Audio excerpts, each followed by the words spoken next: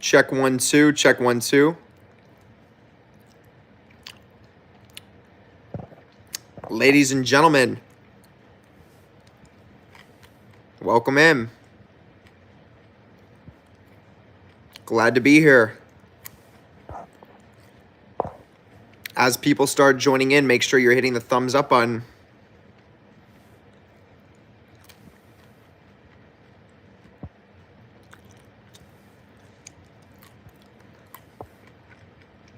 I'm eating some pumpkin seeds.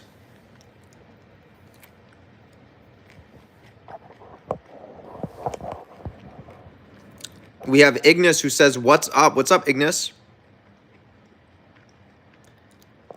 Glad to have you here.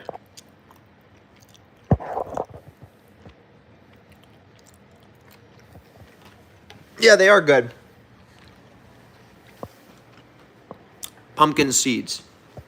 As you're joining in, let's hit the thumbs up button, ladies and gentlemen. Let's also get your questions in the chat below.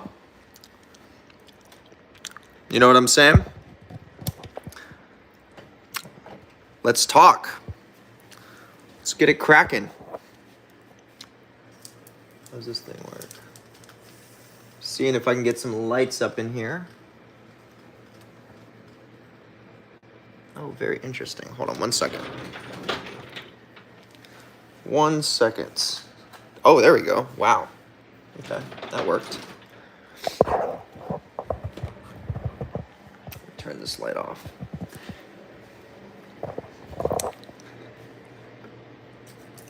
Boom. Get my rings on. See, we got 8 people in here right now. 4 thumbs up. Let's get some more thumbs up, ladies and gentlemen. Oi! Ah. There we go. Okay. We have Oveki says, good evening, Jer. Good evening. Glad to have you here. Karmic Eye says, hello, Jeremiah. Glad to have you speak to us live as always. Well, I'm glad to have you in here. Glad that you're able to attune this live stream to be here. Ignis says, what is beyond the clip-off? There's all kinds of stuff beyond the clip-off. The clip-off is the shells. Okay? So, the shells connected to the areas of the self that are, let's say, out of alignment of your true self. So what is beyond the aspects of yourself that are artificial? What is beyond the aspects of you where there is no repressed emotion? There's a vast ocean of energy that is beyond the clip-off and the tree of life.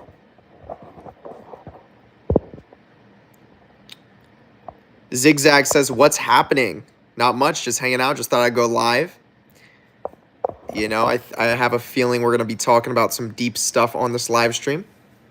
I think it's going to be fun. Remember, as you're joining in, hit the thumbs up button. Frank Lefevre says, hello.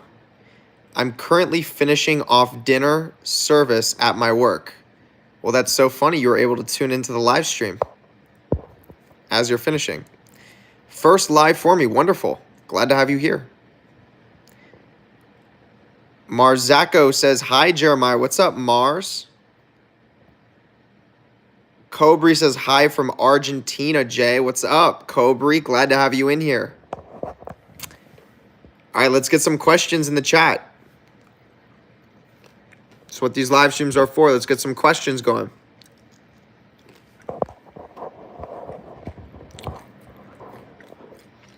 Ignis says, this is a good question. How do you recommend beginning shadow work knowing that you have a lot of repressed trauma? Great question. The first place to start is observing your thoughts. So starting a practice of learning how to observe your thoughts.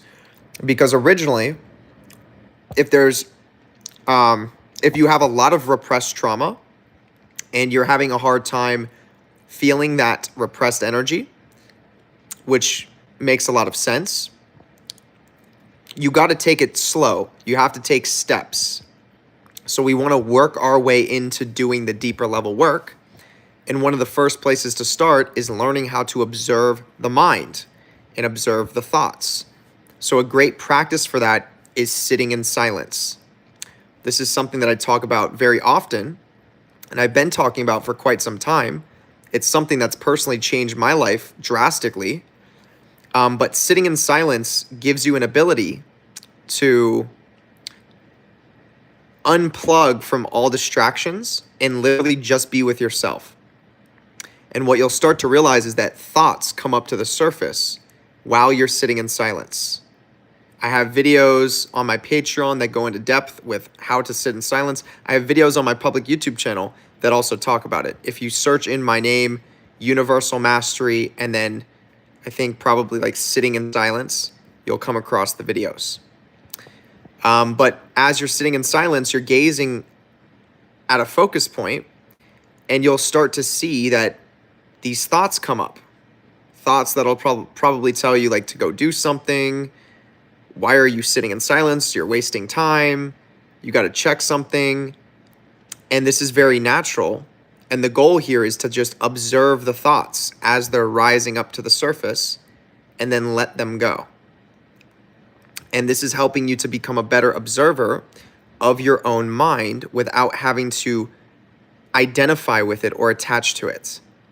And simultaneously, there's also going to be emotions that follow the thoughts as you're observing the thoughts. And you're also going to, in a way, be forced to feel those emotions. So this is a great way to ease into some of that deeper trauma healing, that deeper repressed emotional healing. Okay, sitting in silence, starting off small for like 15 minutes a day. If you can literally set aside 15 minutes a day, that's massive, because it's this type of work that triggers the most profound changes, the most profound transformations. Now, there's deeper level practices to go into that trauma work. And this is stuff that I'm going to be releasing to the Patreon coming up this next week. I like that question, though. That was a really good question.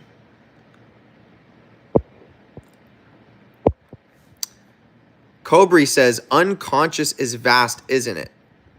Infinite and uncontrollable, I think. Yes, exactly. Those two words you just said are key. It is absolutely infinite, and it is uncontrollable. It's the part of you that is so divinely intelligent that there is absolutely no need to control it. Just to go in flow with it. Because it's taking you, it's trying to take you, and it is taking you exactly where you're supposed to be when you're supposed to be there.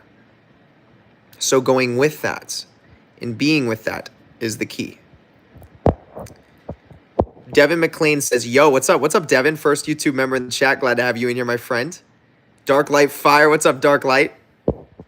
Philip, magical numbers 11 and 12. What's up, Philip? Dark Light says, hello. Philip says, how's it going, Jeremiah? It's going wonderful.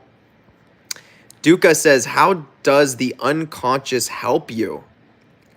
How does the unconscious help you? Well, let me ask you this. Are you in control of your heart pumping right now? Are you in control of the blood that's flowing through your veins? Are you controlling your breathing, or is it just happening naturally? When you go to sleep at night, are you stopping breathing, or are you still breathing? So these are ways that your unconscious is intelligent, and it knows how to operate these different functions within the physical body. And this is just one example of how it manifests through the physical body. Okay, the unconscious does many other things in your daily life as well. It does many things. It calibrates situations. It creates relationships. It creates circumstances that create opportunities. But it's key to be in alignment with your unconscious, to understand the nature of your unconscious, which is uncontrollable. which is accessed through the principle of surrender. But once again, to be aware that we have strong energies that are stored within our unconscious that are based on experiences we've been through that we didn't know how to process at the time. So our unconscious can also cause a lot of damage in our life if we are trying to separate from it, trying to run away from it. So the more someone is trying to be in control in their daily life, like the more someone's trying to micromanage things, this is a good sign of someone who's separated from their unconscious. The more someone's trying to be in control of everything, the more they're actually running away from something that's buried in their unconscious mind.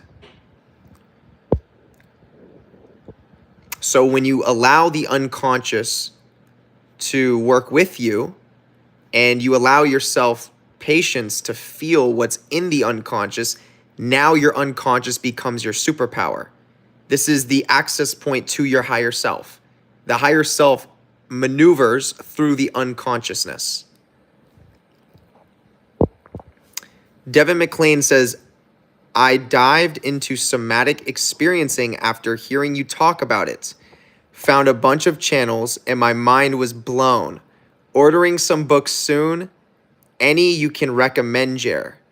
I forgot one you said. Wow, well, I'm really glad to hear that, Devin, and I'm glad to see that this new door is opening up for you to understand somatic energy and how the body and feeling the energies in the body with the emotions is literally one of the most transformative things that you can do. And it really, like, on the logical front, it doesn't make much sense. But on the spiritual front and just on the emotional front, it's profound. Like, the biggest changes happen in your life when you start doing somatic work, whether it's on yourself or whether you're working with someone that's helping you do your own somatic work. Okay? So sitting in silence is a form of somatic work to an extent. So I'm glad you're doing that. You said you ordered some books. Any that I can recommend? The book that I recommended in the last live stream was The Body Keeps the Score. So I haven't read this book yet, but I came across it. I've briefly looked over it, and I was recommended this book by someone that I know that's doing somatic training. And this is, from what I've seen, a very powerful book. It's not for the beginner, but it will really help you on this journey of understanding the body and the nature of emotions and how emotions affect the body. Okay, so this will help with the somatic awareness. Big time. The Body Keeps the Score. And I would say my first somatic experience was back in 2018, which, funny enough, led me to the clip-off, basically speaking. I mean, this was back around the time when I was going to school. I was going to personal training school, and schooling actually, I believe, had just ended. And there was a guy that was in town over here in Florida, and his name is Mastin Kipp. And he does somatic work, and he specializes with trauma, and he works heavily on the emotional body. And it was actually my mom that brought this up to me, and she gave me an opportunity to go and see one of his seminars live. And I knew nothing about him. I knew nothing about this guy. I knew nothing about energy. I knew nothing about the emotional body. I knew nothing about somatic work. I knew nothing really about trauma. I heard about it, but I didn't know about it. So I just took it as an opportunity, and I went to the seminar. It was called Claim Your Power by Mastin Kipp. And it was one of the most transformative things that I've ever been to. First and foremost, when I showed up, I was like one of 5 guys, one of 5 men that was in the entire seminar. So the majority of the entire seminar, which was over 100 people, were all women, just because of the feminine nature of this seminar. It was all feminine work. It was all emotional work. And most men didn't resonate with that. So I was like one of 5 guys there. And it was just very profound because I saw Mastin Kipp, who's the guy who runs it, basically take people from the audience, and he got down to the root of these people's trauma based on why they were at the seminar and what they were trying to heal from. And it was just so fascinating to see that all these people he was doing this deeper rooted work on, they had all these layers and all these barriers of like, oh, this is why I'm this and this and this, and this is why I think this, and this is what I'm trying to do. And it was like all these layers of like distraction and mental attachment. And he would just pierce through that veil and get right down to the emotional roots. And there would be these, like, for example, like there would be these CEO ladies that were like making, you know, a couple $1 million a year. And they're talking to Mastin Kipp about, you know, their business and how they feel a little bit out of alignment with what they're doing. And by the end of it, by the end of him, you know, communicating with them, it all connected back to like them having a problem with their parents when they were like a little kid. And these women would be in tears, crying in front of like an audience of hundreds of people. It was all connected to a trauma when they were just a little kid. And he would break this barrier and all these different layers of distraction and attachment in these people live in front of everyone. So you get to observe this taking place, and you get to see the nature of human beings and the nature of the ego and the nature of how we like to think and we don't like to feel.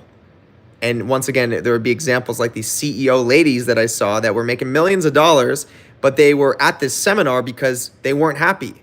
And then it all came down to like their dad not approving of them and them crying and being so sad because of that. And that was the emotional root. And it was that emotional root that led them, this lady, for example, to becoming a CEO who crushed his business. But she became what she is because she was riding off of unconscious trauma. So it was just like, that seminar was fascinating. It changed my life. And he actually took all of us through a visualization, which actually triggered a massive healing unfoldment for me. This was once again back in 2018. And the visualization was basically just going back to a time in your life when you were extremely, like you were at your lowest point. So like if you could just imagine right now, one of your lowest points that you remember in your life experience, like the first one that comes to your mind. And if you could just travel back there and visit yourself as the version of you now, and then give yourself a hug and tell yourself what you need to know based on that time when you were at your lowest points. So it's like giving yourself advice that you didn't have at that time, and truly just loving yourself and hugging yourself and letting yourself know it's going to be okay. And originally when we were doing this visualization, I thought it was a little bit silly, but as I was doing it, I went back to this really traumatic time in my past because that was the first thing that came up for me. And I saw my old self as like a shadow. And I was there as like this light being. And I hugged the shadow version of myself. And I gave myself advice that I didn't have at that time. And I said, just be patient. You're going to make it through this. Everything's going to be okay. And I said, I love you. And in the midst of doing this visualization, a tear came out of my eye and I wasn't even crying. Like, it wasn't like I was so, at this time, I was so out of touch of my emotional body that this visualization literally hit on a trauma and was able for me to heal a deep repressed emotion that I actually had a hard time feeling the emotion, but a tear came out of my eye. Like the emotional body released something, even though consciously I wasn't allowing myself to cry. It was very powerful. So yeah, this was, once again, this was a seminar that I went to that started a lot of deep healing for myself, and it was all based on somatic healing and feeling the emotional body. And this happened in 2018. And then since then, I got into the clip-off initiations, and I started a whole journey of self-discovery, which led me down many different roads. And it seems to have all come full circle back to the emotional body, back to the deeper healing. So it's funny how that all works. But if any of you have an opportunity to go to any of those seminars by Mastin Kipp, then I would highly recommend it. It is worth it. And also, just to throw this in here, at that seminar in 2018, it was also a seminar where on a somatic level, we're reintegrating ourselves to be financially abundant. So this is not in a love and light way. This is not in an affirmation way. This is literally like doing the deep work of feeling the repressed emotions that prevent us from being financially free or prevent us from having a successful business. And this was also what that seminar was geared around. And I remember in that seminar, part of the work and part of the goal that I set for myself in that seminar was that I'm going to make $100,000 with my business, Universal Mastery. And as of last year, 2022, I hit that mark. And I did that deep somatic work back in 2018 and 19, 20, 21. Basically, 4 years later, I hit that landmark.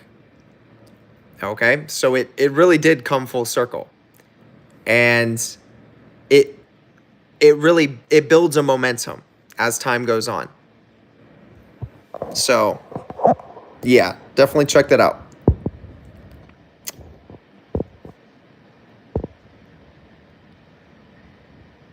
Marzako says, I used to be brainwashed that Yahweh is the only source that calms your mind versus getting into occult magic.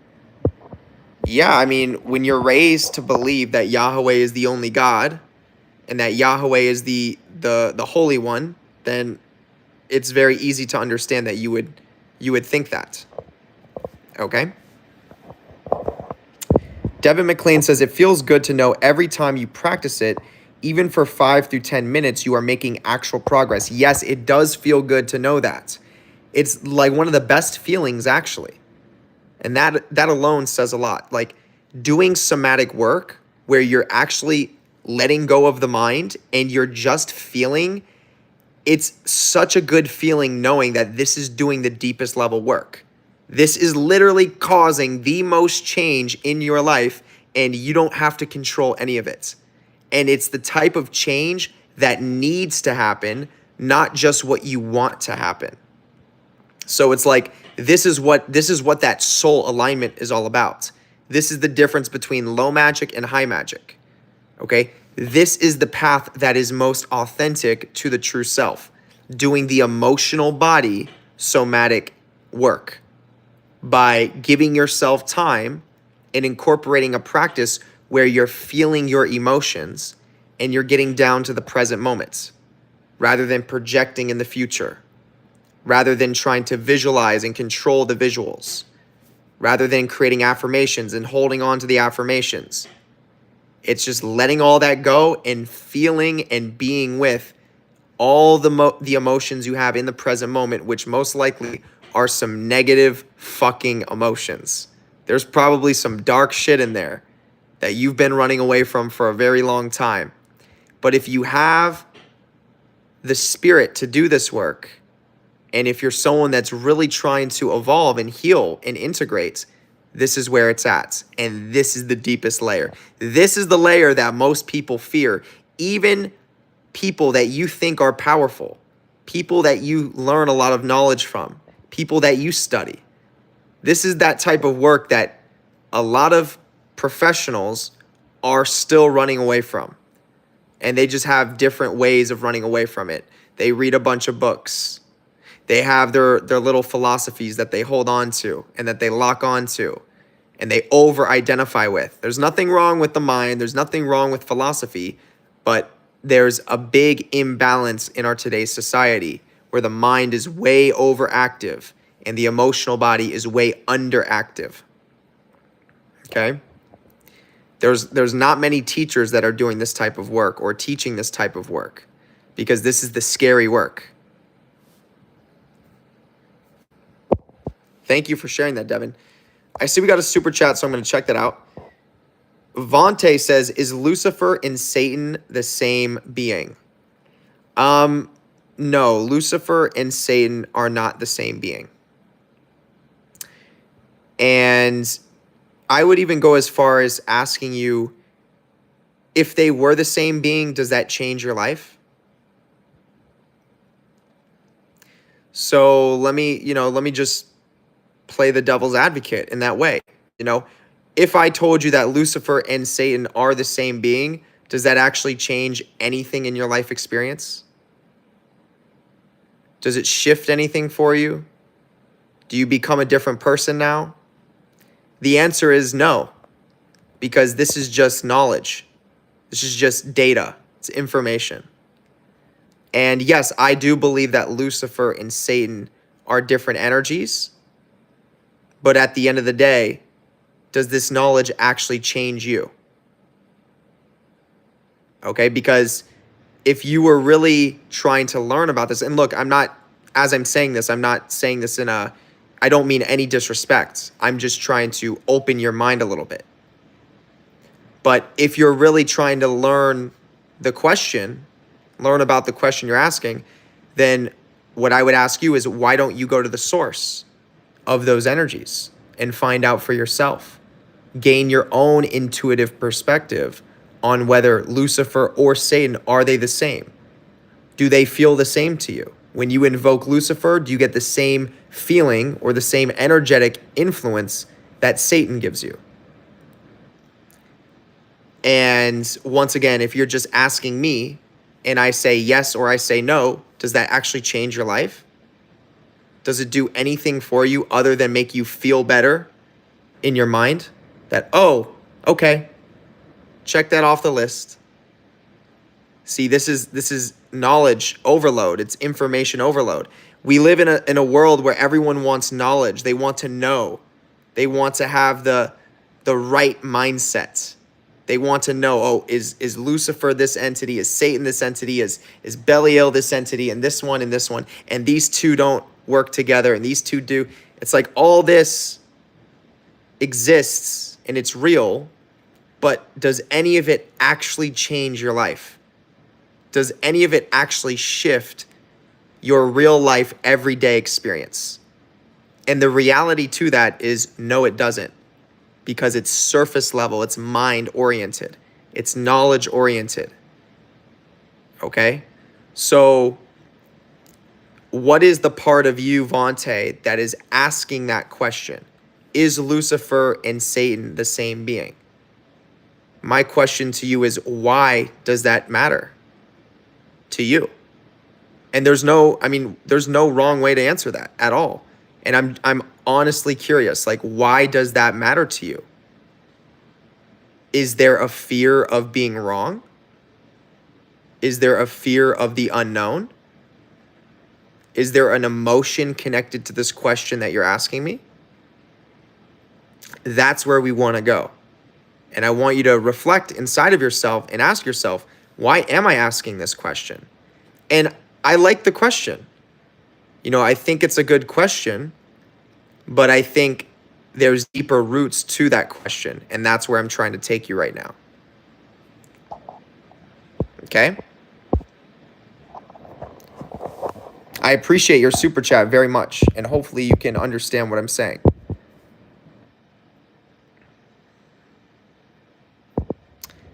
Cobri says, Saturday nights I used to hang out, drink, sex, and shit like that. At the beginning is boring to stay home in silence on my own, but I persevere. I know it will pay off. Well, there you go. That's good. I'm glad to see and hear that you're taking your growth seriously. And yes, these things do pay off. They calibrate. They can save you from a lot of hardship in the long run. Okay? Because if you're getting drunk and having, sex, due to repressed emotions, and that's your way of expressing that energy, what if you end up getting with a partner who's got something? What if you get with somebody who's not clean? What if you drink and you go for a drive and you end up crashing? As trauma stays repressed, as these emotions stay repressed, and we find ways to act off of those repressed emotions, the longer those emotions are repressed, the more reckless we become within time. So it builds. And eventually we pay a price, because at the end of the day, it is karma. It's a repressed emotion that eventually has to be processed. And you don't want to be 40, you don't want to be 50, you don't want to be 60, 70 years old when you have to reprocess that emotion. You want to do it when you're younger, when you're healthier, when you have more energy, when you have more time to learn. And it's not wrong. If you are older, that's not wrong by any means. It's just, if you have the choice when you're younger, now's the time. Overall, we all have to do the work, though. Devin says, straight up, when I stopped worrying about being in control, I felt a weight off my shoulders.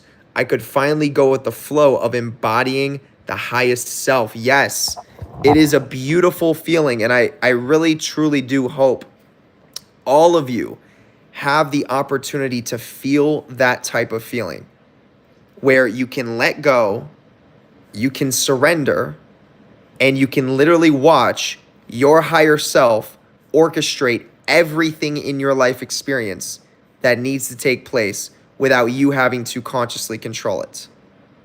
Where you can align yourself with the feminine universe and allow the universe to align the steps for you, rather than you aligning the steps for you. You are the universe, and the universe is you, and it's always trying to work with you. The universe, in its most, we could say, pure nature, is flowing with you.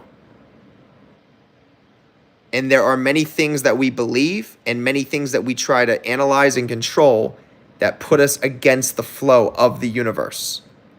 Therefore, we struggle and we suffer a lot more than what we actually have to. And the reason why we're doing this is because we're actually recreating an emotional experience based on that emotion we're repressing that's rooted in trauma. So what that means is some people actually are seeking suffering. And this is a form of self-sabotage because of a repressed emotion that has not been processed. So if we can process that emotion, we can start integrating, healing, and undoing self-sabotage. So we can start living in flow with the universe, increase our finances, increase our healthy relationships, increase our overall happiness in life, and go with the flow and live a lot less,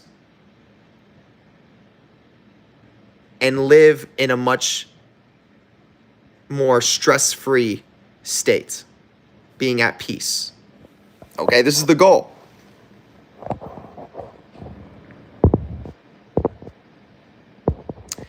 Mar says, I've had a lot of trauma of my dad telling me that if I keep listening to Lana Del Rey, that the dark beast was going to get me. And as the years went on, I learned to embrace being the vampire, aka the clip-off. So that's very interesting in regards to your trauma, based on what your dad was instilling in you. And based on that, I can imagine fear, you ended up becoming the beast. You became exactly what your dad was afraid of. And it seems like you probably have a gift for healing yourself and embracing the path of healing, because when you're a vampire, you're extremely magnetic. You're always pulling in, and you're hyper in tune with the feminine energy. So being a vampire, you are forced to heal. You are forced to feel. We're like the truest empaths on the planet. And we're doing it, though, with awareness. So we're conscious of what's happening. And naturally, because we feel so much, we have to feel what is in our unconscious. And this is where we gain our power as vampires, because we don't run from our trauma. We don't run from our negative emotions. We feel them, we embrace them, and we ultimately integrate them. And this is in combination with healthy living, not being a drug addict, not hanging out with the wrong people. This takes real work and real discipline and real awareness of this alchemical process. So in your case, Mars, it's very interesting because you, I'm sure, have the tools to make your father aware of his repressed emotions. And I can bet on some level he's afraid of you. On some spiritual level, he's probably afraid of you, because the nature of most humans is to be afraid of their repressed emotions. And if anyone has the ability to start bringing that out in another person, oftentimes there's fear towards those people. There's a lot of people that are afraid of me because I have a natural gift of bringing out present moment emotions. So when I talk to people, I have a gift where I'm really present, and I'm just very receptive, and I'm very open and even vulnerable. And this creates an energetic environment around me and the person where we're both having to be present. And when you enter that state, the unconscious gets active, and it starts bringing what is buried up to the surface. And once again, this scares a lot of people. So I find myself in situations at times where when I meet people that are really running from what's repressed, they have to really try extra hard to maintain their ego and to hold up their mask and hold up their image. And it almost looks so artificial to me and even to the other person doing it, because I can see right through their mask and they know I can see it. So it makes it very uncomfortable. And this is sometimes why people get scared around me. They're like, this guy is looking right through me. I'm not fooling him. And I know what that energy's like because I've worn a mask before, and I've seen when people looked through my mask, and that made me scared. It made me feel awkward. Okay. We have 37 people in here. Make sure you're hitting the thumbs up as you're joining in. Devin is nobody. Interesting. We got 2 Devins as YouTube members. Devin says, what's up, fam? What's up, Devin is nobody?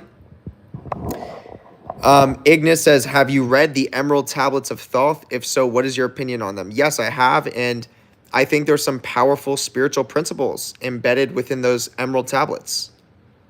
Occult Cat TV, what's up, brother? Glad to have you in here. Says, hey, Jeremiah, what's up, Universal? Glad to have you in here, my brother. Devin McLean says, isn't it crazy? Isn't it crazy how we find this stuff when we actually need it? Excuse me, when we actually need to on our journeys?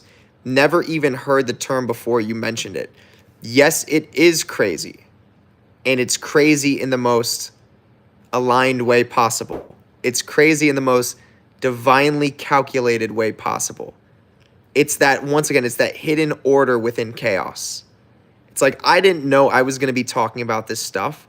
I didn't know my entire Chlipothic initiatory journey of being like a master vampire who literally has like, I mean, a lot of you don't even know what I've done. Like I've done some shit in the occult field. I've done shit. Let's just put it that way. I've done things.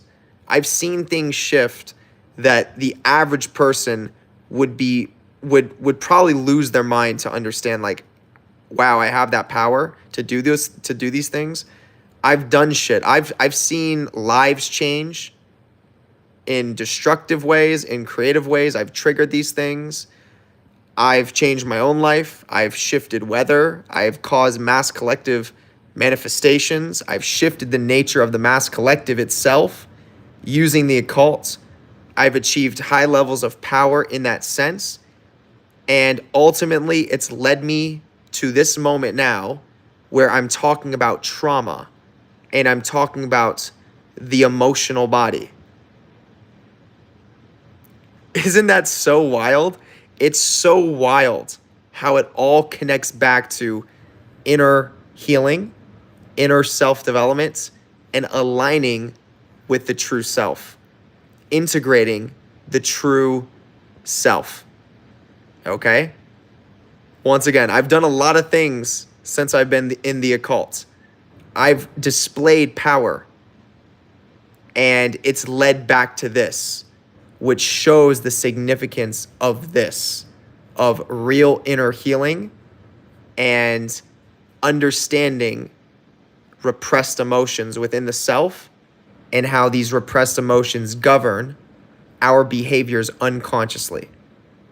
Because if I'm really going to be the most powerful version of me, then how can I say that I am that when I am behaving unconsciously in a way that is destructive? When I'm behaving in ways that are hurting myself and not showing me love. So one thing that I've really found in the occult community is that this is the community with some of the most traumatized people. And oftentimes what we do, I'm no different, is we use spiritual terms and we use spiritual beliefs and mindset to override us from actually feeling. This is why we can get so deep into the occult and we can get so deep into the knowledge and so deep into the mindset. And not saying that any of these things are wrong or that they're bad. A lot of them may be true, but it's still an act of overriding. It's still an act of running away from what was truly in our repressed, in our unconscious. And it was, for me, it was the initiation into the Qliphoth, which really started the triggering of this deeper level healing. And it took until 3 years after the Qliphoth for this level of awareness to start really manifesting in myself. So it was, for me, like the Qliphoth was almost like initiations of destroying my ego. Like the entire Qliphoth was just like me initiating more destruction on myself to break myself completely down to its blank slate so that I can rebuild myself and be reborn as my authentic, true self, the Lucifer that I actually am. And I didn't know it was going to turn out like that. I didn't know that's what it was about, but it's beautiful. And this is what everyone's going to experience with their Qliphothic initiations. To some extent, it will connect back to the self and healing and integrating. And if it doesn't, then this is a sign the person is failing their Qliphothic initiations. And this is why many people lose their mind, because they don't make the connection back to the self and back to the inner healing. They project outwards and they keep running away from what's repressed. And they use drugs to do it. They use unhealthy relationships to do it. They use unhealthy spiritual concepts and principles to maintain that, and they lose their mind. They start getting paranoid. They start thinking things that aren't actually happening. And that creates a life you don't want to live.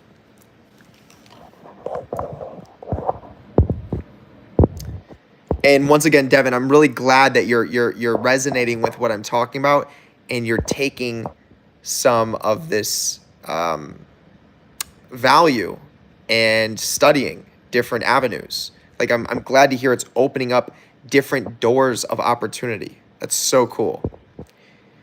Duca says, how can the unconscious help with flow? Well, the unconscious is the essence of flow. So by allowing the unconscious to be, you can allow yourself to flow. By running away from your unconscious and only latching on to what you know and what you can control, you're further repressing what is in the unconscious, which puts you against the flow. And that's the state that most people exist in. This is that Chr.A state where everyone knows they have something deep down in themselves that they don't want to feel, and they're consistently resisting it. That's Chr.A. That's hell. Cobri says, it's awkward. It's awkward. I think you meant to feel sometimes. It's awkward to feel sometimes is just an uncomfortable thing inside. After a while, I feel it leaving, moving away slowly from my body, leaving space and calm. Yes, that's because when you start feeling, the first things that are there to be felt are repressed negative emotions. That's why it's uncomfortable in the beginning. And it can be uncomfortable for a long time, depending on how much you have repressed. And there's always things that we will have and we do have repressed to an extent. So it's always going to be a little bit uncomfortable doing the feeling work, but the more consistent you are with it and the more you allow yourself to feel, you can actually carry a consistent state in your daily life where you're emotionally in tune. So the energies that normally would traumatize someone and then cause a further repression, you can actually process that exactly when it happens, exactly in the present moment, and it moves right through you and it integrates immediately so that you can maintain a state of peace and calm for the majority of your life experience. And that's a powerful state to be in because you can manifest many things from that neutralized state of truly it's happiness. It's a state of appreciation and satisfaction.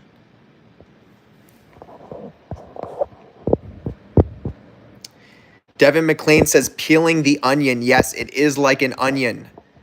Humans are like onions. We have all these defense mechanisms and all these barriers that we put up that are all rooted in a deep emotion. An emotion we picked up most likely from one of our parents, just like a little kid.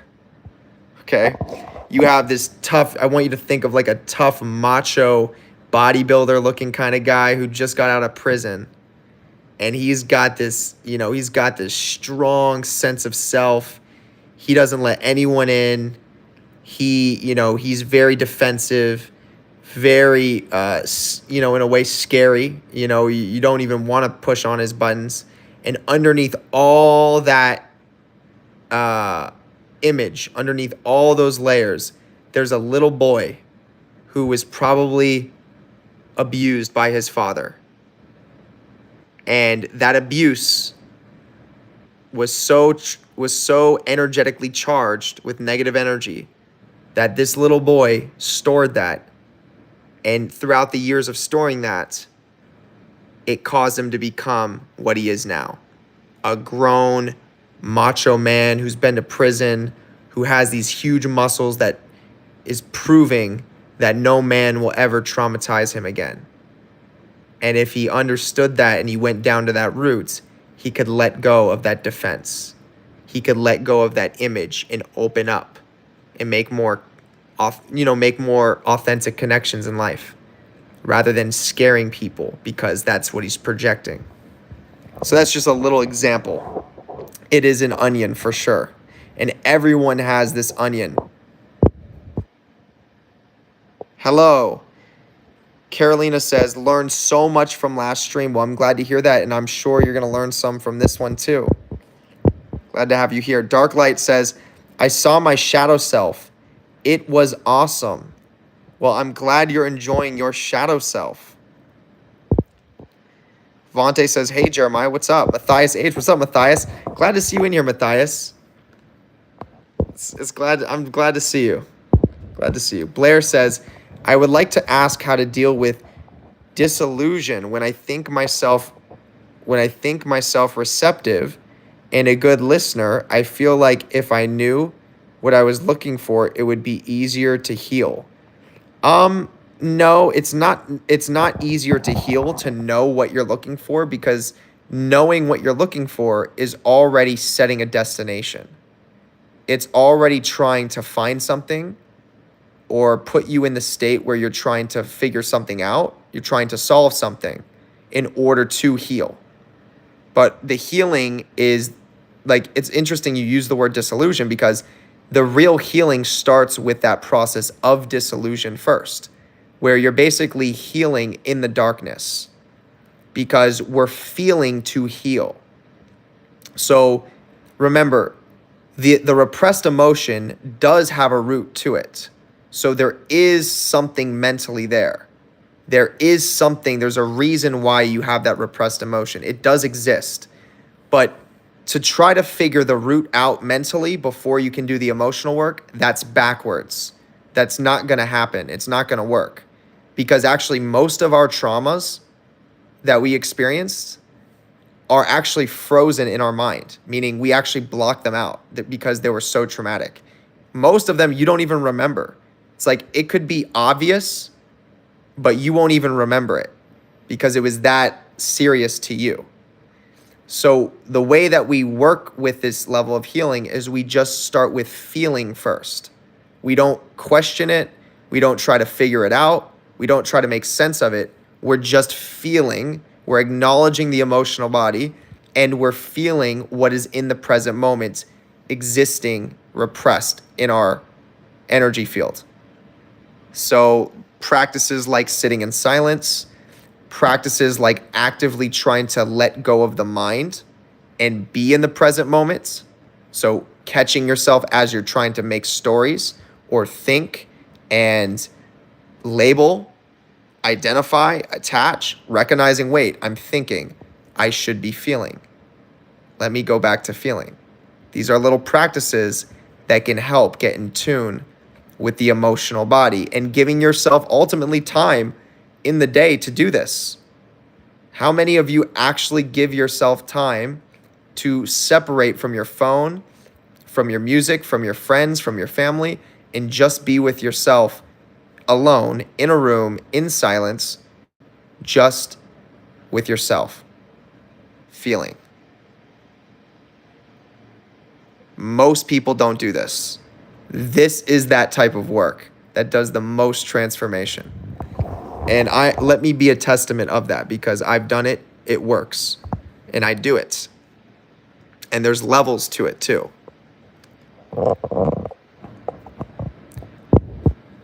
Devin McLean says, I'm going to buy his book, Claim Your Power. Yes, I have that book myself. It's a really good book. Let's see. I've got this one here too. Right in front of me, actually. This is another book by Mastin Kipp. And this one's called Daily Love. Oh, and Mastin Kipp was mentored by Tony Robbins, by the way. But yeah, Mastin Kipp, Claim Your Power, get that book. Start there. Claim Your Power is going to be a great book.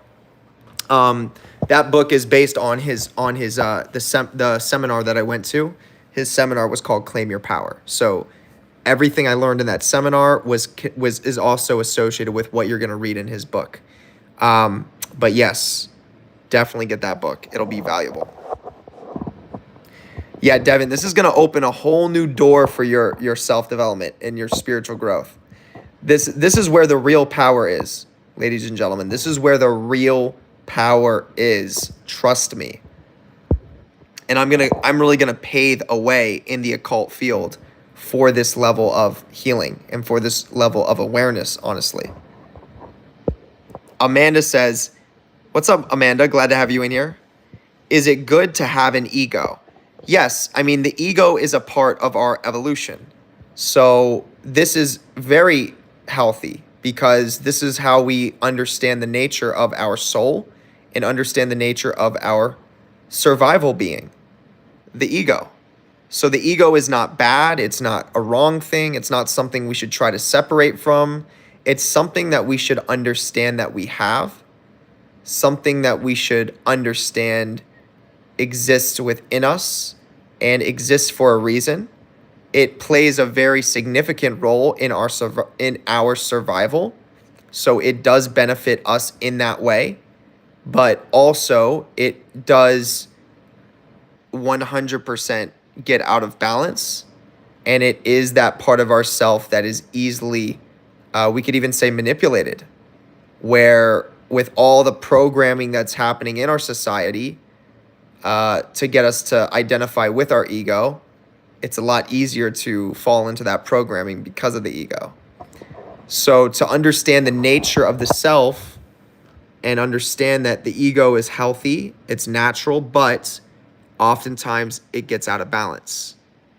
To understand this and to allow ourselves time and energy to seek practices that help rebalance ourselves, to get more into the emotional soul body. This is going to be the key to aligning the ego, the mind, with the soul, the unknown, the conscious and the unconscious in alignment.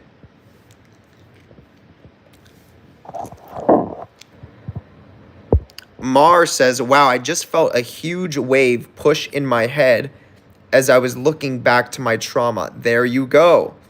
There's a nut. See, once again, I have a video coming out on my Patreon in the very near future, in about a week probably, maybe a little bit longer. It's going to give some powerful practices on how to connect to your traumas, how to connect to those layers of your emotional body. And it's not for everybody. I'm going to make it accessible to tier 3 members because it's going to be to tier 3 and 4 members because it's going to be that type of work. It's going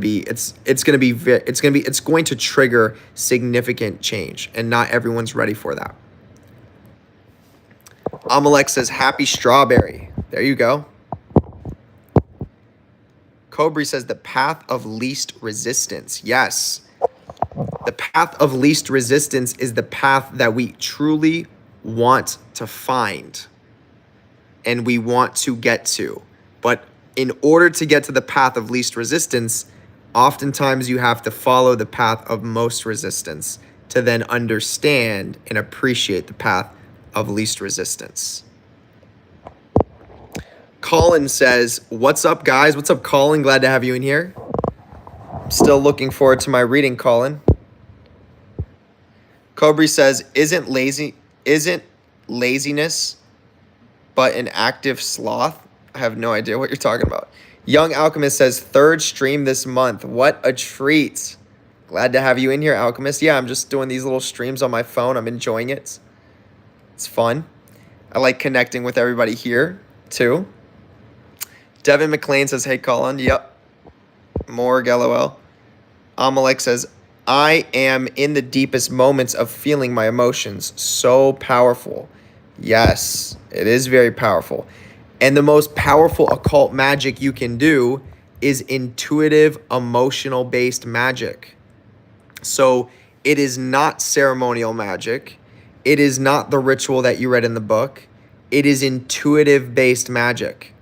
So doing invocation and being able to listen to your intuition or listen to what feels right based on what symbolism you have around you, based on what you're being led to do, what you're being led to say, what you're being led to think, what you're being led to visualize. This is the most powerful form of magic. Don't let anyone tell you otherwise. Okay, you will get the most results out of your magic practices and your occult self-development by doing intuitive magic. So if a book tells you you need this stone and you need this crystal to do this thing, but you do the invocation and the entity is communicating to you, and you have the feeling as well that says, I need this stone instead, and I need to do this thing instead, listen to that. Because everyone is ultimately different.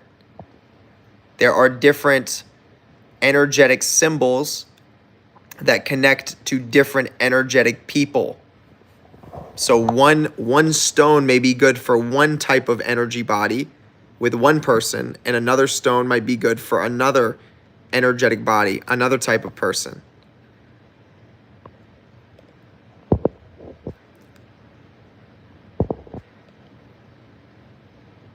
How to access intellect and intelligence for a student who is looking to master skill. How to access intellect and intelligence for a student who is looking to master skill. I would say that that question is a little bit too mind-oriented. Okay, I would say let's take a step back and let's just realize that you have a divine intelligence inside of you already. It's not something that you need to seek and then access. It's something that's already there right now in this present moment. And it's probably the part of you that's trying to find this part, this intelligence, that is actually preventing you from accessing the true intelligence inside of you. So pay attention to the whole feeling thing that I'm talking about. Connecting to the emotional body. Recognizing what's repressed in the emotional body. What's repressed in the unconscious.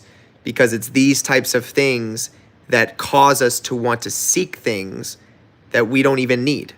Like accessing intelligence for a student looking to master skill.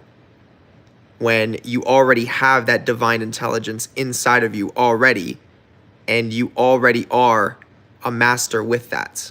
You just need to let go enough and process and integrate enough to remember that. Colin says, LOL Devin. Flame says, facts.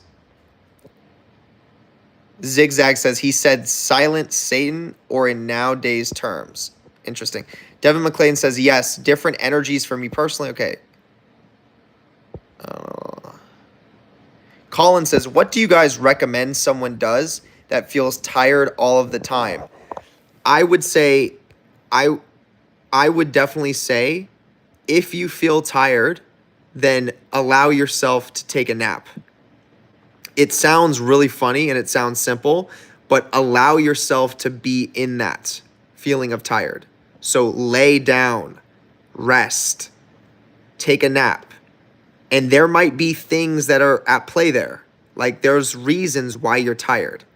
There are probably physical reasons why you're tired. Could be something in regards to a nutrient deficiency. Could be you're not eating the right proper foods that give you the energy you need. Could be some type of environment you're living in. Could be a bunch of different things. But by allowing yourself to go with what you're feeling and resting or taking naps, you're going to slow things down to the point where you're doing that deeper work on the emotional body, which will eventually manifest some more of the root causes as to why you're actually tired. So basically, in other words, what I'm saying, Colin, is you're not going to actually get to the root cause of why you feel so tired until you start listening to your emotions, because something is telling you to listen to your emotions. That's why it's making you tired. So right now the emotion is tired. It's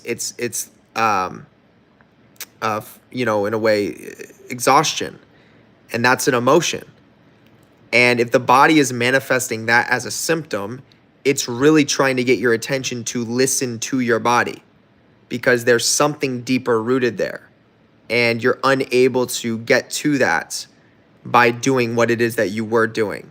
So it's causing you to kind of slow down more and go with what you're feeling. So rest more, sit in silence, take a nap, allow yourself to be present and try to feel what's in your unconscious, or try to feel what emotions are there in the present moment, so that you can start to get to the roots of why you're so tired.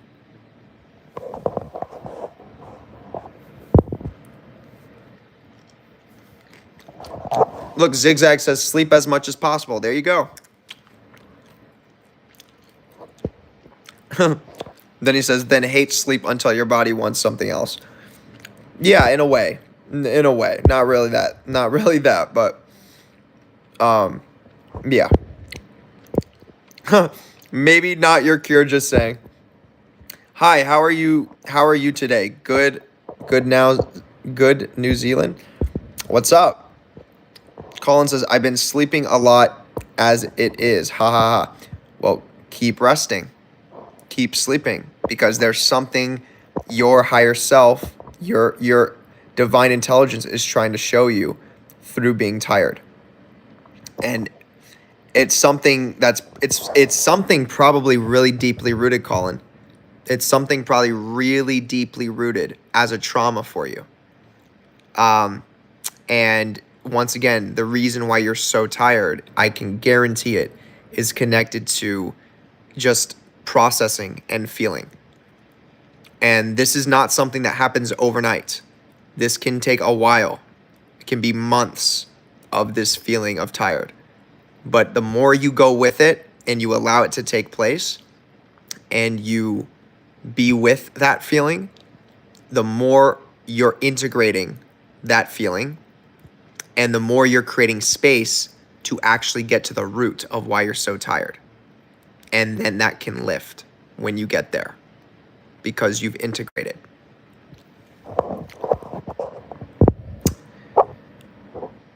What was the name of the somatic guy you mentioned prior?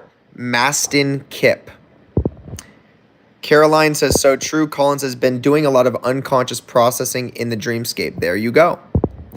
Cobra, thank you. Yes. Caroline, is it good to release energy with partying? What do you think? I mean, yeah, partying can be a form of energy expression, but there's a lot of other factors that come in there, that come into play there. I mean, if you're just trying to go to parties to release energy, then that in itself seems like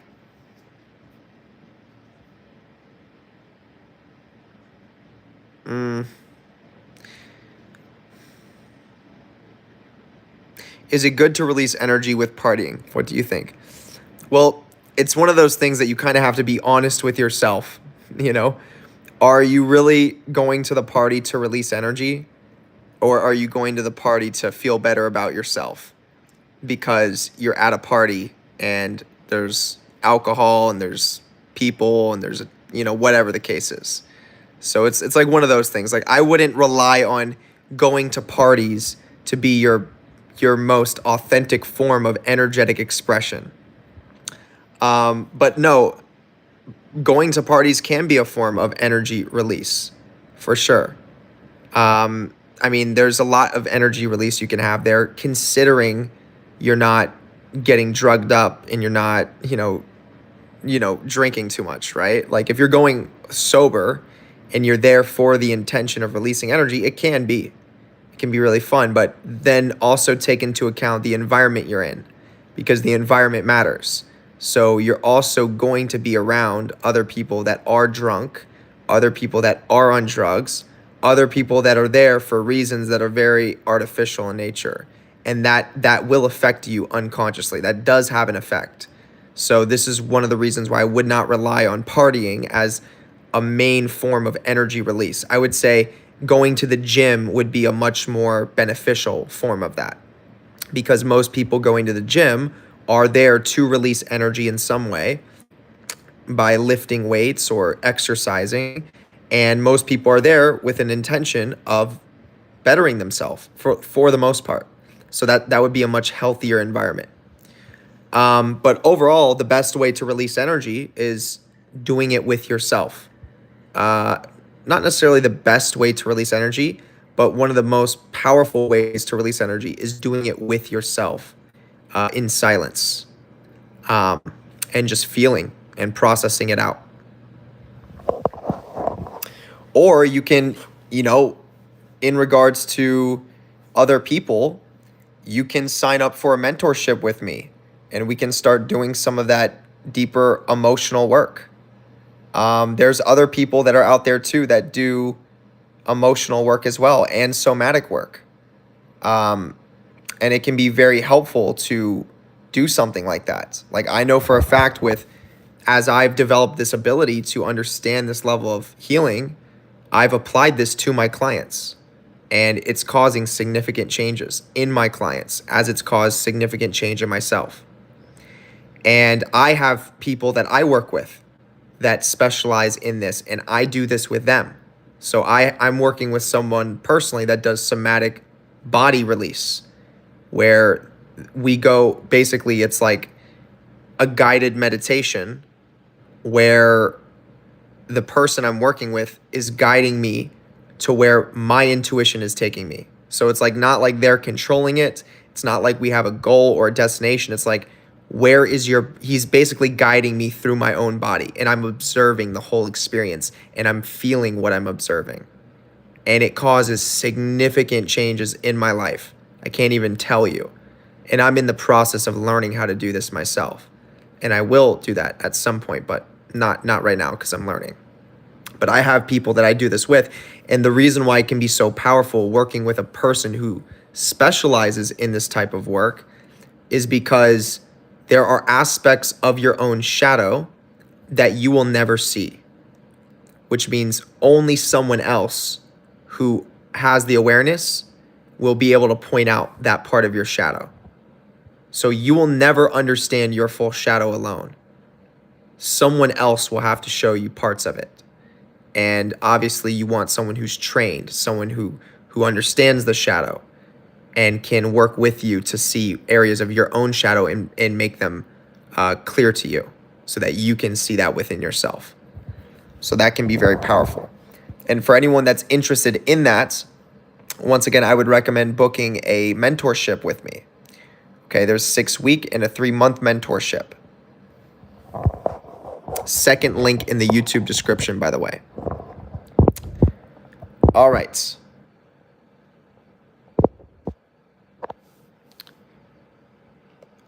Colin says, last night I dreamed I was in an old, decrepit house with a few people.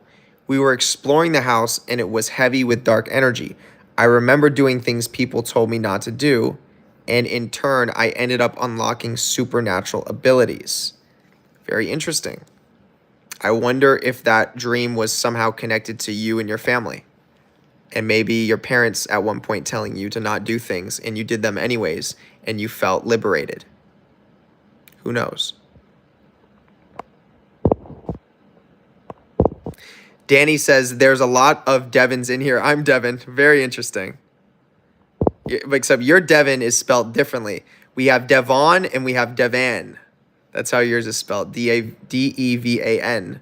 Whereas we have the other ones is Devon. Devin McLean on that Devin train says, Jer, what do you think about making small goals and build up to the big ones? Or should you go big and ignore the small ones? I know everybody is different. For me, I feel one shouldn't get ahead of the self. I think when it comes to goals, I think it comes down to creating an authentic goal.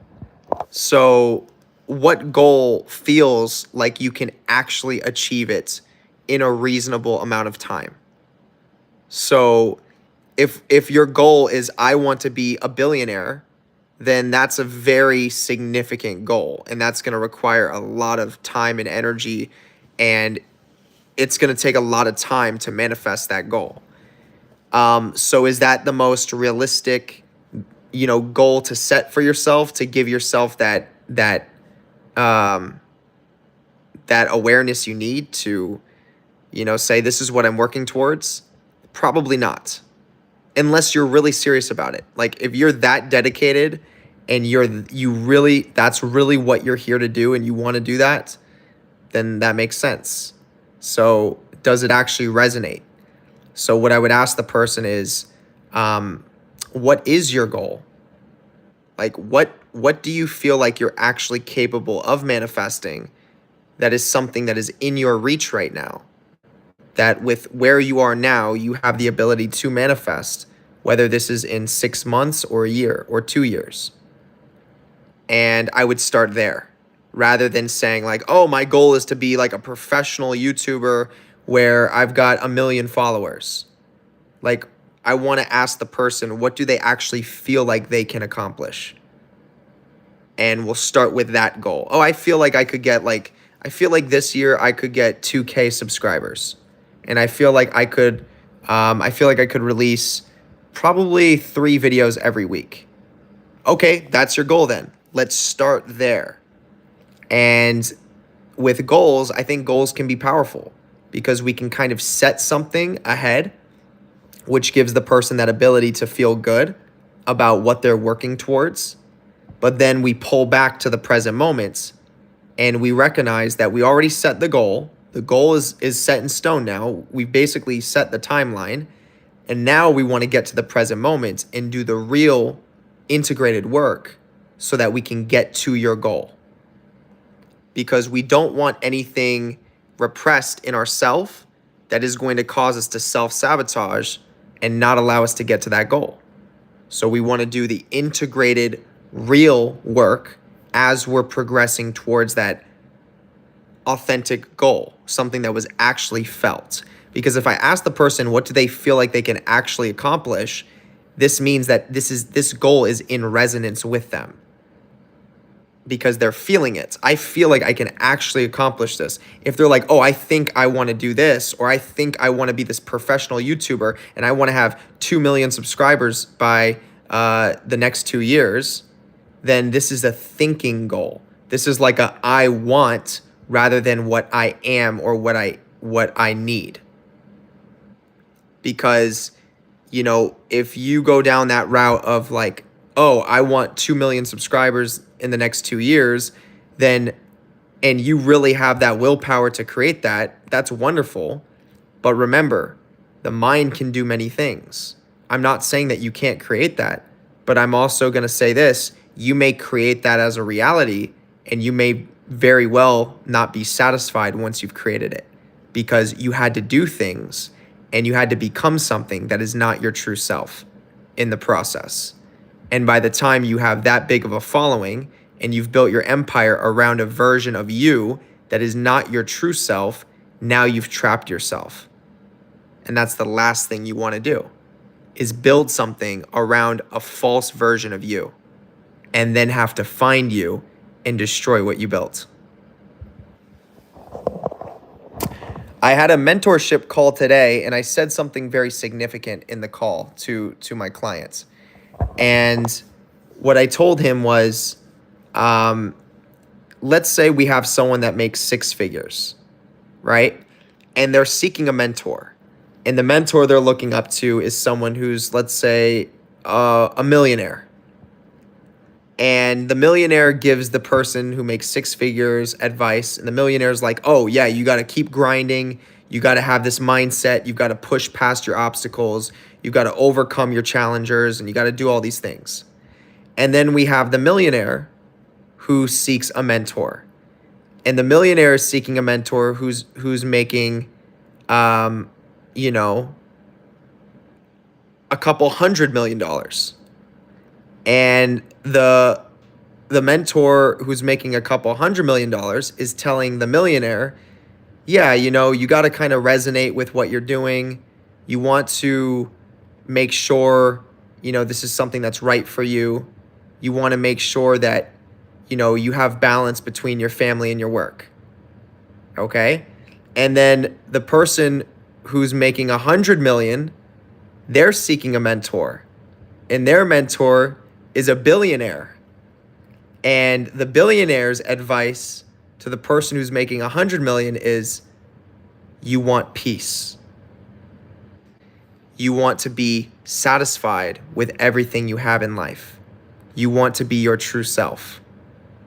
You want to manifest what is in alignment with you feeling good. You feeling like this is you. So as we can see through this example that I created, the billionaire who's at a state in life where they literally can manifest anything physically, financially, with full financial freedom, this person is aware that with all that financial power, the most important thing is peace of mind. And the most important thing is to feel good within the self and feel good within the soul, being the true self. And that's a high state of wisdom. And as we went from the 6 figures to the millionaire is like grind, grind, grind. The 100 millionaire is like, okay, let's get a little more balance in life. Let's make sure we're spending time with the family, but also working on the business. Let's make sure we're resonating with what we're creating. And then the billionaire is more so along the lines of, let's find peace. Let's work on practices of being in silence and appreciation and being in the present moment. So there's levels to it. And yeah, so that's something that I just thought I would share.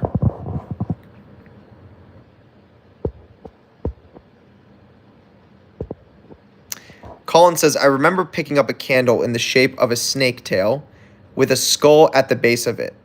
It was green. I lit it and threw it at a group of people who I presume were my enemies. Interesting. Are these YouTube comment emojis? Are these YouTube comment emojis or specifically catered to specific YouTubers? I have no idea. Amanda says, is there anything you can say about revenge and resentment? These are 2 issues I deal with constantly. Yeah, let's see. So revenge and resentment. So what I would ask you, Amanda, is that I would say, how does, let's focus on one first. I would say, I think out of the 2 with revenge and resentment, I think I would say resentment is the deeper emotion behind revenge. And I would say, how does resentment make you feel? So what I would ask you is, how does resentment make you feel when you have it? And whatever your response is to that, that's going to the next level. That's the deeper layer behind resentment. So when you are resenting something or someone, how does that make you feel?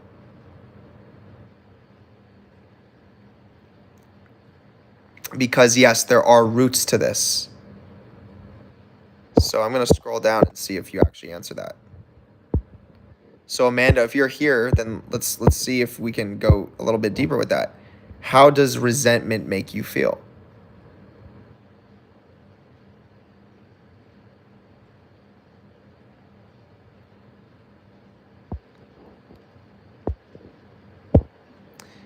I'll give you some time to respond.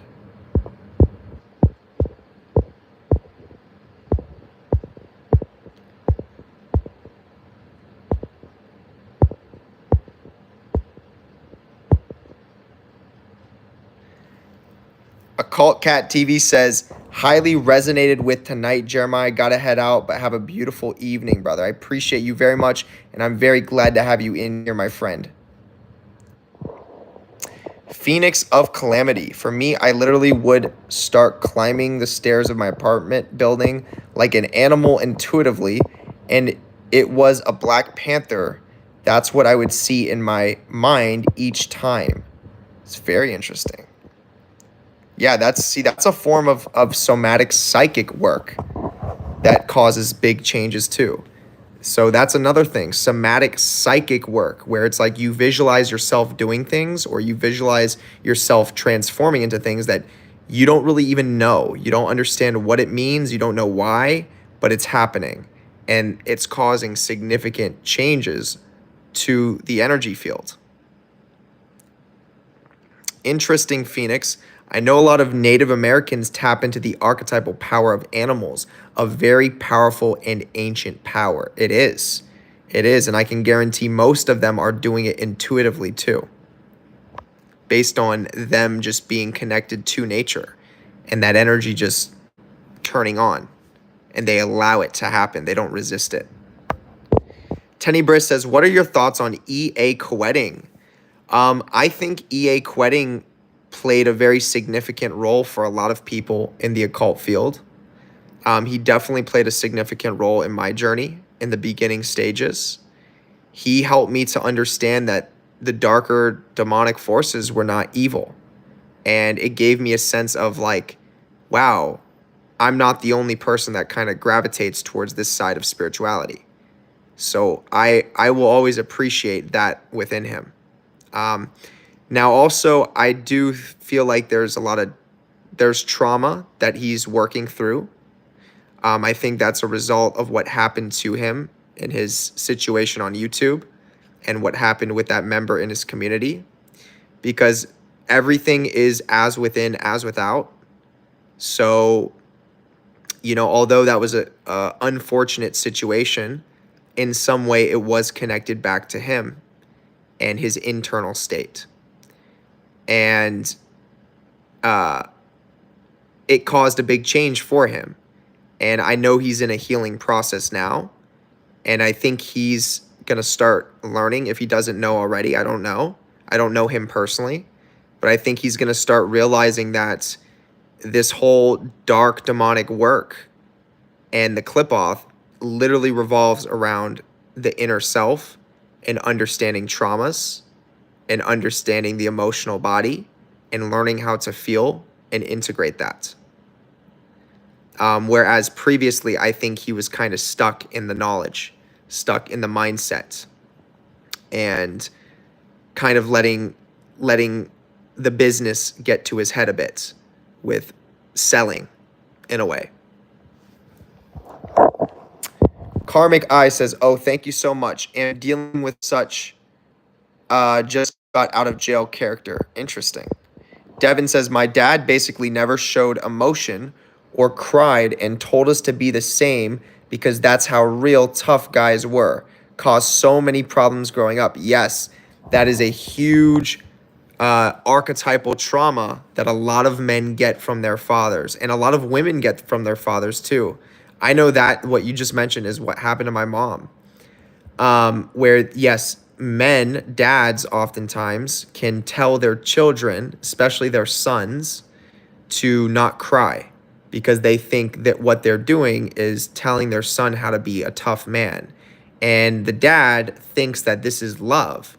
He thinks that this is the right thing to do. So from his perspective, it is coming from a space of love. But what's actually happening is he's traumatizing the child to separate from the emotion, to be afraid of feeling the fear or afraid of being sad. And that causes the child to repress that energy in their unconscious. And then they grow up separating from that emotion and becoming the tough guy. Or sometimes it manifests elsewhere. Sometimes they become the opposite. Sometimes they switch, they become, sometimes where people say, you know what, I would rather be the complete opposite of a tough man. I'm going to be a gay man who's like flowery and all, whatever, like the opposite of a tough man. And sometimes it goes that way too. So it just depends. Like, for example, in my case, with my religious trauma that I picked up from my dad, he was trying so hard to turn me into his perfect Christian son that I became the ultimate black magician vampire. Okay? So it's all based on trauma. And that's how it unfolds. But, and there's nothing wrong with that. But it's just having the awareness can be very important. And understanding where that came from can help you integrate and heal and become more of your true self. So really cool. Really cool that you're aware of that, Devin. Phoenix says, that's interesting. I never thought about it before, but my great-grandmother was Native. Interesting. I'm going to go deeper into that as well. Archetypes are easy to shift into. Interesting. Okay.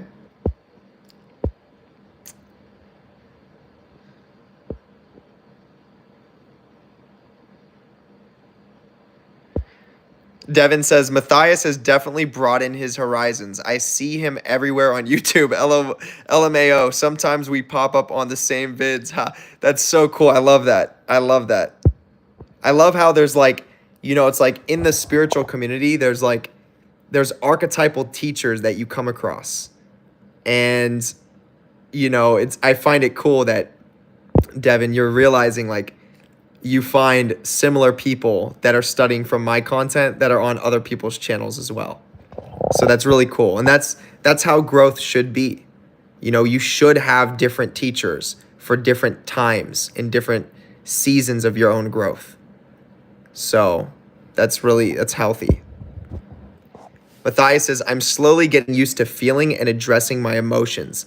I'm not very emotional at all, so identifying emotions isn't easy. It takes work. Yes. Yes, it does. And that is one of the biggest things that people struggle with is actually feeling their emotions. Like some people don't even know how to feel. And I know for a fact when I was at my most traumatized state and had repressed so much, this was like 9 years ago, I didn't even know how to feel. Like if I tried to feel, it would have been like, it just wouldn't have happened because I was so disassociated and I was so not myself that I just didn't know how to feel. And a lot of people struggle with that. And the best place to start is practices like sitting in silence or even taking it slower than that and developing practices like, at the gym, if you have access to a sauna, sitting in the sauna without your phone and just being there and just staying in the sauna. Like little practices like that, like giving yourself time to just go on a walk with no phone. Just go for a walk outside, no phone. Like starting really small and then working up to eventually being able to sit in silence and observe your thoughts. And eventually you'll see emotions follow those thoughts and you're actually forced to feel them. You may not even be aware of them at first, but you'll feel uncomfortable and that's the emotion. So that's a great place to start, Matthias. I think for you for sure is just actively giving yourself time throughout the day to sit in silence. And this will help you better observe your mind and understand feeling your emotions.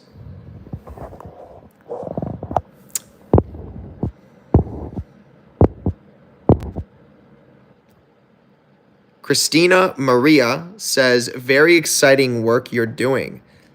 Well, I appreciate that. I think it's quite exciting as well. Blair says, I bought Grimoire of Arts by Brian Levering, Academy of Sorcery. Bought the Book of Aquarius. Also, I'll Make You an Offer You Can't Refuse. Business Tips from a Former Boss by Michael Franzese. Interesting.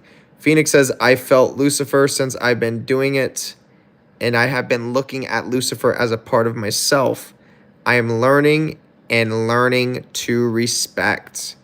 Yeah, Lucifer is a very dynamic entity. I love Lucifer. I consider myself a Lucifer.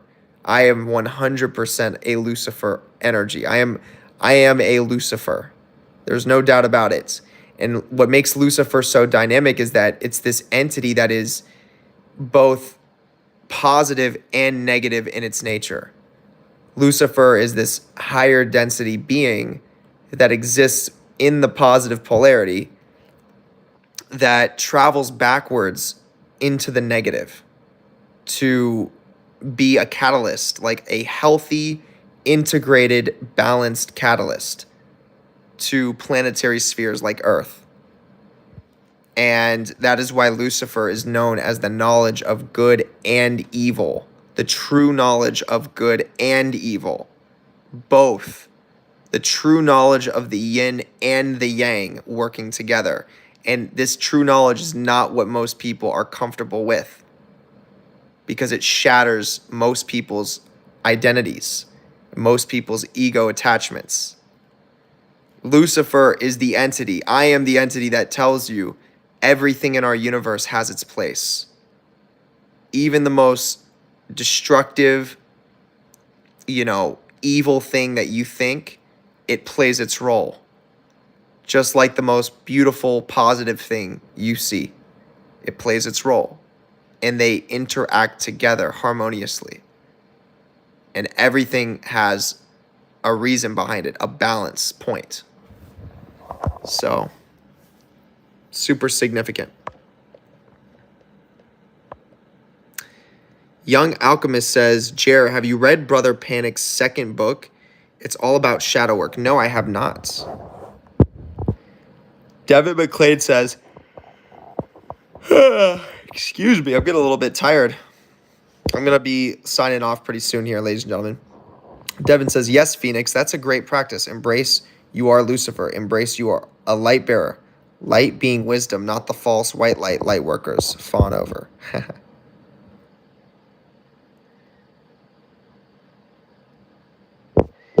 Very cool.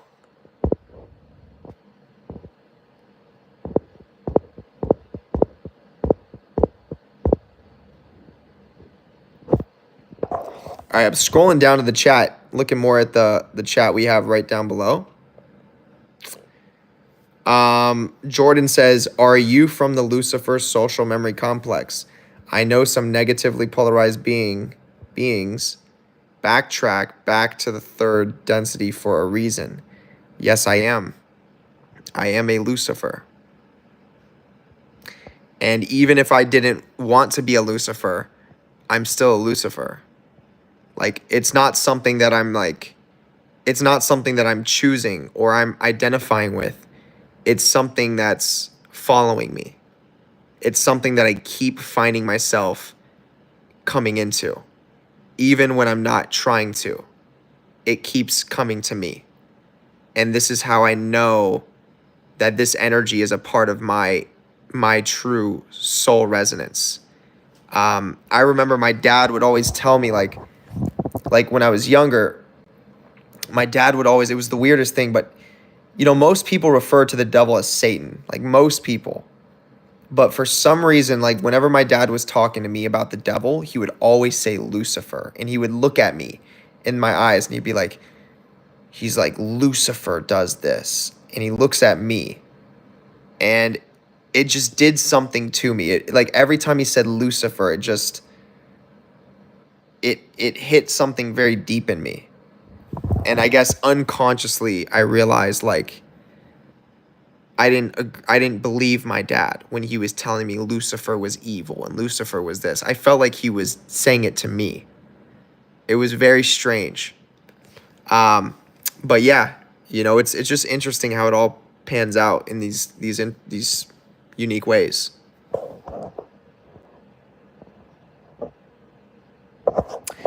Okay, ladies and gentlemen, it is that time. I just caught myself yawning, so I'm going to do myself the justice and love myself and start to get ready for bed. I appreciate all of you for tuning in. I really liked hopping on the live stream. I think we talked about some dynamic things. I think some doors have opened for some people. I think certain people that were here received some information that is going to allow them to start practicing sitting in silence, or practicing feeling the emotions, practicing letting go of the mind and being present. And I think that this will trigger a lot of significant transformation for a lot of you who tuned in. Okay? So once again, this is where I'm going to wrap it up. If you want to gain access to the content that will be coming in the near future, which is going to go much deeper on the emotional body, where I'm also going to be giving practices that you can do to help you better tap into that, you can join the Patreon. That's going to be the first link in the YouTube description. If you want to book a one-on-one call with me or book a mentorship where we can start doing this deeper work, we can literally start working on your emotional body. We can start going down to some of the roots of what potentially is affecting you unconsciously. We could start looking at what is buried in your unconscious, what negative emotions are there, and how can we start taking our awareness to those and start the process of feeling them and reintegrating them so that they're not governing you or controlling you anymore, so that you can be more authentic and you can start living your life in a more satisfying way, honestly. Okay? This is all in the second link in that YouTube description. All right? So with that being said, ladies and gentlemen, this is where I'm going to wrap it up. I appreciate all of you very, very, very much, and I will see you in the near future.